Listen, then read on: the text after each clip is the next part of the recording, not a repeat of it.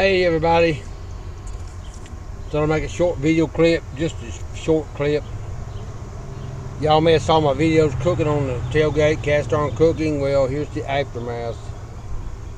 This is what my grill looks like, my griddle. I gotta figure out how to clean that up.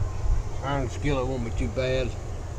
This griddle, man, I'm gonna have to use a wire brush on it. Coleman stove I've had for 25 years. A little rough. It looks dirty and nasty, but it works great. But there's the aftermath. That's what you got to deal with. I got to clean that up somehow.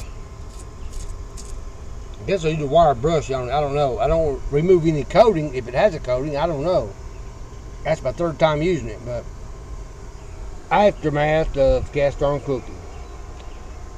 Just a short clip there, and anybody has any ideas how to clean this, let me know.